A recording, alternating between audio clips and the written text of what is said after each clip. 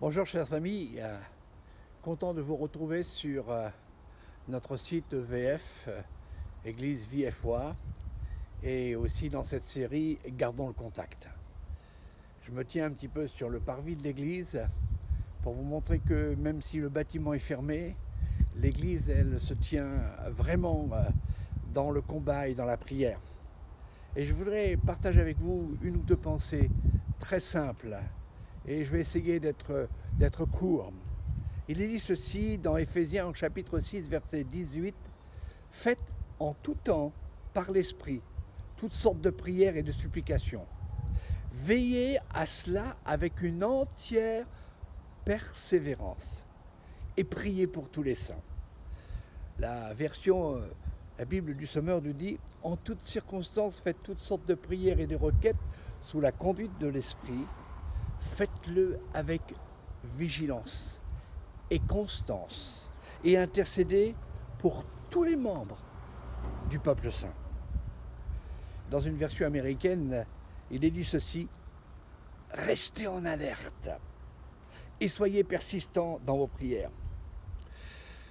Dans cette série, gardez le contact ou gardons le contact, d'abord gardons le contact avec Dieu, mais aussi avec nos frères et sœurs en Christ par la prière. Ne point se relâcher, c'est l'exhortation de Paul aux chrétiens d'Éphèse. Il se pourrait que peut-être dans ce confinement prolongé, on puisse se relâcher dans notre temps de dévotion, de prière, et spécialement de prière les uns avec les autres et de contact les uns avec les autres. Le fait de ne pas se retrouver ensemble peut jouer un peu une certaine difficulté à rester en alerte dans cette position d'intercesseur. Permettez-moi cette expression de communicateur. On va communiquer la bénédiction, la paix de Dieu, la joie de Dieu, l'amour de Dieu. Savoir prendre des nouvelles des uns et des autres et pourquoi ne pas prier au téléphone les uns avec les autres. Simplement pour vous encourager dans votre prière persévérante, persistante, regardons quelques raisons où nous devons rester constamment en alerte et ne pas nous relâcher. Et Jésus en parle de celui qui sait que le voleur va venir, eh bien il ne va pas se relâcher, il attend, il ne se sauve pas.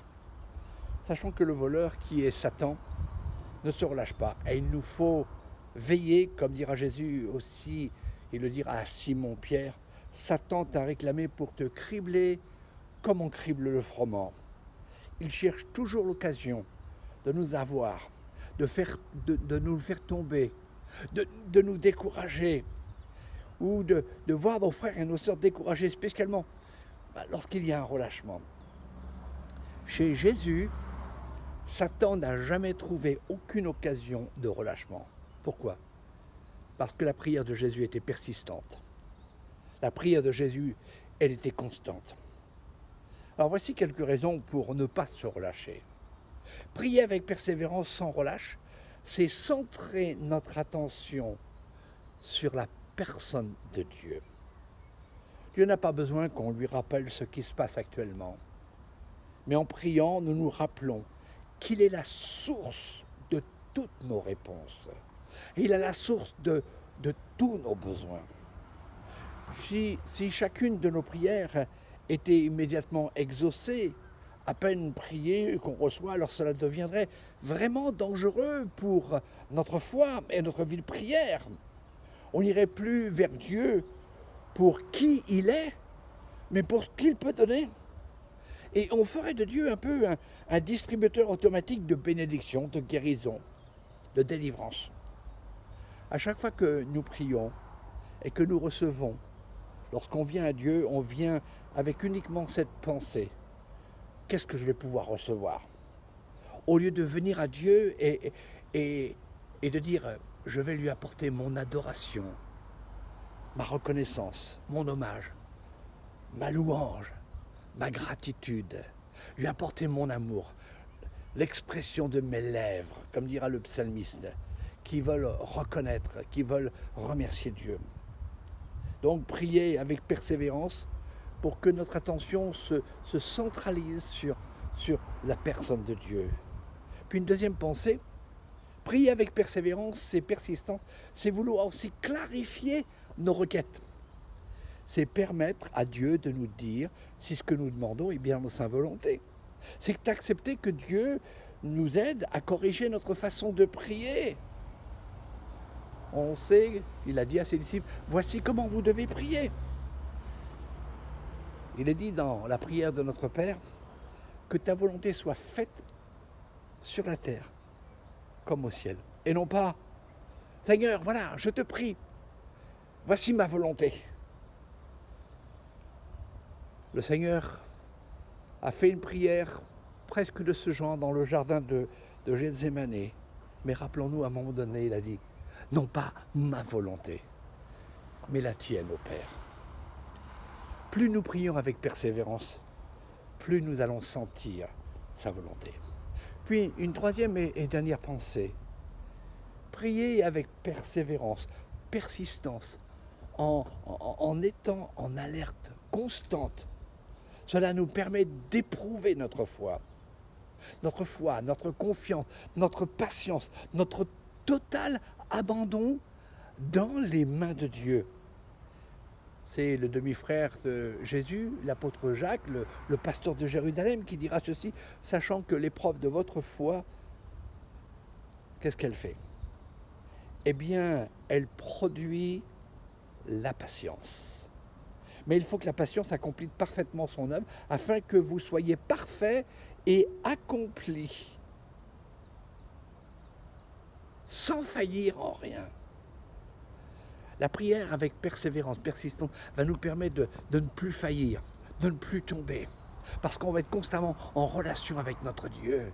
On est constamment en relation avec le peuple de Dieu. On est constamment en relation avec l'Église de Jésus.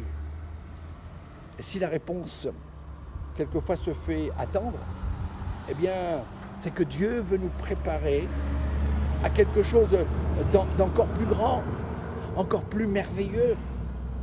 Nous prions bien sûr pour notre pays de France, pour que la puissance de Dieu, par la grâce de Dieu, eh bien, ce virus soit éradiqué et que les malades guérissent. Pourquoi alors que nous prions maintenant depuis plus d'1 mois? Pourquoi il y a encore tant de malades, tant de morts, tant de personnes en état très critique? Dieu aurait-il perdu la main? Dieu aurait-il perdu la bataille? C'est ce que le diable veut que nous pensions.